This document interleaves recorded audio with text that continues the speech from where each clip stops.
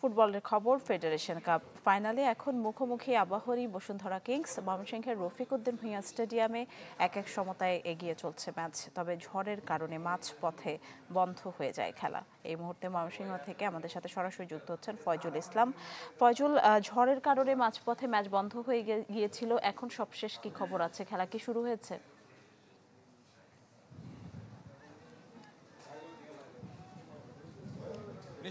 খেলা এখনো শুরু হয়নি। যে আসলে দ্বিতীয়ার্ধের ম্যাচ শুরু হওয়ার পরপরই তীব্র ঝড় এবং যে বৃষ্টি ছিল সেটির কারণে আসলে ম্যাচ বিরতির পর শুরুর পরপরই সাময়িকভাবে বন্ধ হয়েছে এবং এখনো বন্ধ আছে।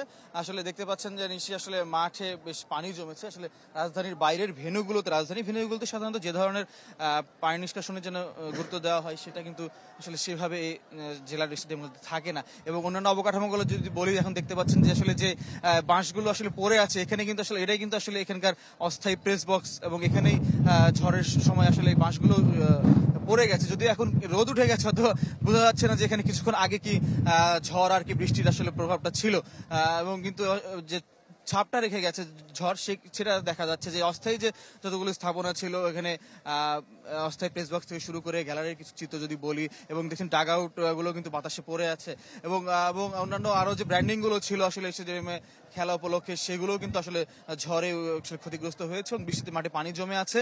এবং কিছুক্ষণ আগে রেফারিরা এসেছিলেন, মাঠ পর্যবেক্ষণ করেছেন, কিন্তু মাঠ এখনো খেলার উপযোগী হয়নি। এবং দেখতে পাচ্ছেন যে আসলে মাঠকে কৃত্রিমভাবে চেষ্টা করা হচ্ছে দ্রুত সম্ভব পানিগুলো সরিয়ে মাঠকে খেলার উপযোগী করার জন্য। আসলে এখানে কিছু চ্যালেঞ্জ রয়ে গেছে নিশি। চ্যালেঞ্জটি হচ্ছে যেহেতু এখানে ফ্লাড লাইট নেই, এই ম্যাচটি কিন্তু এখনো দ্বিতীয়ার্ধের বলতে গেলে পুরোটাই বাকি রয়েছে, কারণ ম্যাচ দ্বিতীয়ার্ধের শুরুর পরপরই আসলে ঝড় বৃষ্টির কারণে ম্যাচটি বন্ধ হয়। এবং তারপরে যদি কোনো কারণে ম্যাচটি সমতায় শেষ হয় নির্ধারিত সময়, তাহলে কিন্তু আবার অতি 30 মিনিট খেলা হবে, এবং সেখানে যদি সমতা থাকে তাহলে কিন্তু টাই ব্রেকারের হবে। তো সেই ক্ষেত্রে কিন্তু এখানে যেহেতু ফ্লাড লাইট নেই, সেজন্য ম্যাচটি দ্রুত শেষ করার একটি চ্যালেঞ্জও কিন্তু রয়ে যাচ্ছে। মাঠকর্মী যারা আছেন তারা চেষ্টা করছেন, এবং দেখছেন দর্শক যারা এসেছিলেন, দর্শক কিন্তু এখন যা দেখছেন ক্যামেরায় তার চেয়ে কিন্তু দর্শক বেশ ছিল, কিন্তু আসলে ঝড়ের সময় বা বৃষ্টির সময় দর্শকরা কিন্তু আসলে নিরাপদে অনেকে চলে গেছেন। এখন আস্তে আস্তে কিছুটা হয়তো দর্শক বাড়ছে। তো নিশি কিছুক্ষণের মধ্যেই হয়তো আশা করা যাচ্ছে ম্যাচ শুরু হবে, তারই একটা প্রস্তুতি চলছে।